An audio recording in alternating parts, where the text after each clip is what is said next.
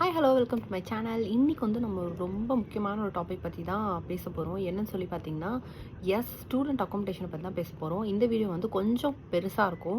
இதுக்கு முன்னாடி வந்து நான் நிறைய குட்டி குட்டி ஷார்ட்ஸ்லாம் போட்டிருந்தேன். ஐவி 1லேருந்து எனக்கு தெரிஞ்சு ஐவி 6 வரைக்கும் போட்டிருக்கேன்னு நினைக்கிறேன். ஸோ இது இன்ஃபார்மேட்டிவ் வீடியோவில் வந்து நம்பர் 7. ஓகேவா? ஸோ ஐவி 1லேருந்து ஐவி 6 வரைக்கும் நம்ம என்ன கோர்ஸ் செலக்ட் பண்ணோம், எப்படி கோர்ஸ் செலக்ட் பண்ணோம், அண்ட் என்ன மாதிரியான யூனிவர்சிட்டிஸை வந்து எப்படி நம்ம வந்து சூஸ் பண்ணணும், அண்ட் தென் எஜுகேஷன் லோன் பற்றி பார்த்துருக்கோம். அதுக்கப்புறம் விசா வந்து எப்படி அப்ளை பண்ணுறது, என்ன டைப்ஸ் ஆஃப் விசாலாம் இருக்குது, இது எல்லாமே வந்து நான் குட்டி குட்டியாக ஒரு ஷார்ட்ஸில் வந்துட்டு உங்களுக்கு எக்ஸ்பிளைன் பண்ணியிருந்தேன். அண்ட் இதில் வந்து பார்த்திங்கன்னா நான் வந்து அக்காமடேஷன் பற்றி சொல்கிறேன். பிகாஸ் அக்காமடேஷன் தான் நிறைய பேர் எப்படி இங்கே வந்து எப்படி தங்குறது அப்படின்னு சொல்லிட்டு நிறைய பேருக்கு தெரியல. நிறைய ஸ்டூடெண்ட்ஸ் வந்துட்டு இதுதான் வந்துட்டு கொஷினாக என்கிட்ட வந்து பின் பண்ணி கேட்டிருக்காங்க. ஓவரால் உங்களோட ப்ரீகாஸ்ட் இன்டர்வியூ வரைக்கும் நீங்கள் முடிச்சிட்டிங்க அப்படின்னா நெக்ஸ்ட் வந்து நீங்கள் பார்க்க வேண்டியது அக்காமடேஷன் புக் பண்ணாமல் இங்கே வந்தீங்கன்னா என்ன ஆகும்னு சொல்லி பார்த்தீங்கன்னா, நீங்கள் வந்துட்டு வெளியே ஏதாவது ரெண்ட்டுக்கு ஏதாவது வீடு வந்து நீங்கள் தேடுற மாதிரி இருக்கும். அண்ட் யூகேயை பொறுத்த வரைக்கும் நீங்கள் ரெண்ட்டுக்கு ஏதாவது வீடு தேடுறீங்க அப்படின்னா அது ரொம்ப ஈஸி கிடையாது. எடுத்தோடனே வந்து நம்ம நாட்டிலலாம் வந்து வீடு பார்க்க போகிறோம், வீடு வந்து பார்த்து நமக்கு பிடிச்சிருந்துச்சுன்னா அட்வான்ஸ் கொடுத்து நம்ம வந்து இங்கே தங்குவோம், ஓகே அப்படின்னு சொல்லி ஸ்மூத்தாக போகும் அந்த ப்ராசஸ். பட் யூகேயில் பொறுத்த வரைக்கும் அந்த மாதிரி கிடையவே கிடையாது. நீங்கள் ஒரு வீட்டை போய் பார்க்குறீங்க, அது வந்து நீங்கள் ரெண்ட்டுக்கு வர ஸ்டூடெண்ட்டாக வந்து நீங்கள் ரெண்ட்டுக்கு போகிறீங்க அப்படின்னா ஃபர்ஸ்ட் வந்துட்டு அவங்க ஏதாவது ஒரு கேரண்டர் கேட்பாங்க. அதுவும் எப்படி இருக்கணும்னா அந்த கேரண்டர் வந்து யூகேல தான் இருக்கணும். ஒன்று அவங்க பிஆர் ஹோல்டராக இருக்கணும், அப்படி இல்லைனா சிட்டிசனாக இருக்கணும். ஸோ நம்மளே வந்து புதுசாக இப்போ தான் வரோம் படிக்கிறதுக்கு அப்படின்னு சொல்லிட்டு இந்த நாட்டுக்கே தான் ஃபஸ்ட் டைம் வரோம் அப்படின்னா நம்ம எங்கேருந்து போய் நம்ம யூகே கேரண்டர் வந்து நம்ம தேடுவோம் சொல்லுங்கள்?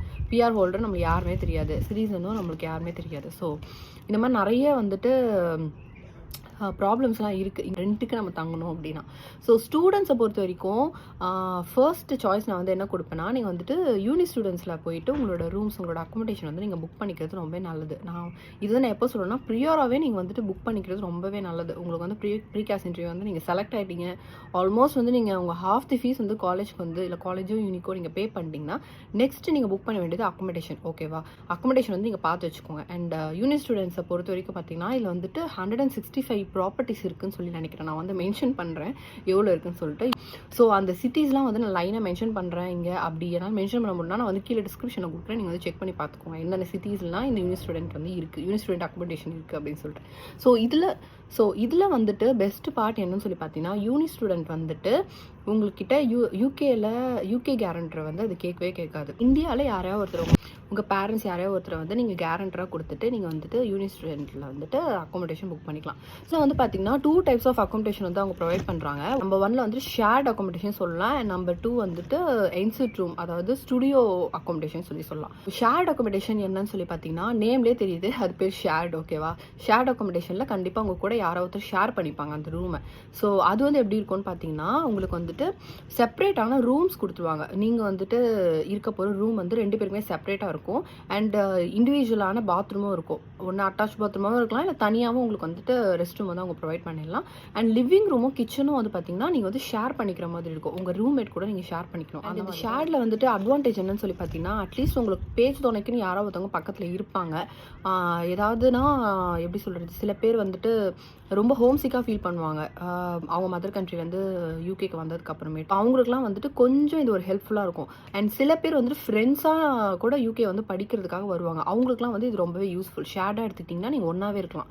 ஸோ இதெல்லாம் வந்து பார்த்தீங்கன்னா ஒரு அட்வான்டேஜாக அப்படின்னு சொல்லி. செகண்ட் வந்து பார்த்தீங்கன்னா ஸ்டுடியோ அப்பார்ட்மெண்ட். இது வந்து என்சூட் ரூம் அப்படின்னு சொல்லுவாங்க. ஸ்டுடியோ வந்து எப்படி இருக்கும்னு சொல்லி பார்த்தீங்கன்னா ஒரு பெரிய ஹால்னு வச்சுக்கோங்களேன். ஃபார் எக்ஸாம்பிள் ஒரு ஹாலில் வந்துட்டு கிச்சனும் இருக்கும், அதை ஒட்டின மாதிரியே வந்துட்டு உங்களுக்கு லிவிங் ரூம் ப்ளஸ் பெட்ரூமும் இருக்கும். உங்களுக்கு செப்பரேட்டான பாத்ரூம் கொடுத்துருவாங்க, கிச்சனும் உங்களுக்கு செப்பரேட்டாகவும் இருக்கும்.